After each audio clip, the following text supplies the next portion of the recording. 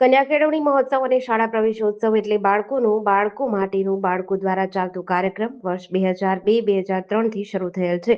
આ પરંપરાનો આ વર્ષે 26મા વર્ષે પ્રવેશ થયો.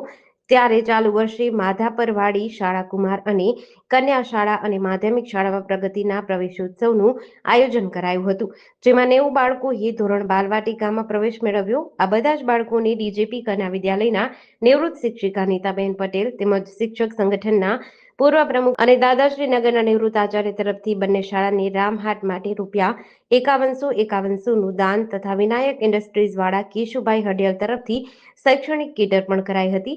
આંગણવાડીના બાળકોને પણ પ્રવેશ અપાયો હતો. 3 કિલોમીટર દૂરથી આવતી 150 વિદ્યાર્થીનીઓ માટે સમગ્ર શિક્ષા અભિયાન દ્વારા બાળકોને ઘરેથી શાળા સુધી લાવવા લઈ જવા માટે ટ્રાન્સપોર્ટેશન સુવિધા ચાલતી હોય.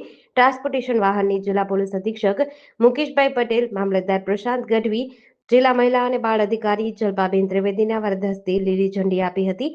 ધોરણ બાલવાટિકાથી 8 સુધીમાં પ્રથમ ક્રમાંક પ્રાપ્ત કરનાર તેમજ વર્ષ દરમિયાન શાળામાં 100% હાજર રહેનાર જ્ઞાન સાધના, જ્ઞાન સેતુ, જવાહર નવોદય વિદ્યાલયની પરીક્ષામાં પ્રથમ નંબર 3 પ્રાપ્ત કરનારને શૈક્ષણિક કીટ અને પ્રમાણપત્ર આપવામાં આવ્યું હતું. આ પ્રસંગે પુષ્ટિ ભટ્ટ અને મીરા પરમારે ખૂબ જ આગવી શૈલીમાં અમૃત વચન રજૂ કર્યા હતા.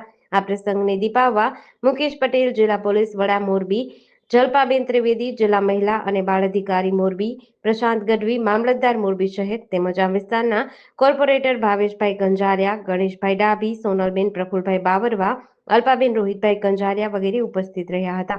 જીડીસી ન્યૂઝ સાથે શ્રીકાંત પટેલ, મોરબી.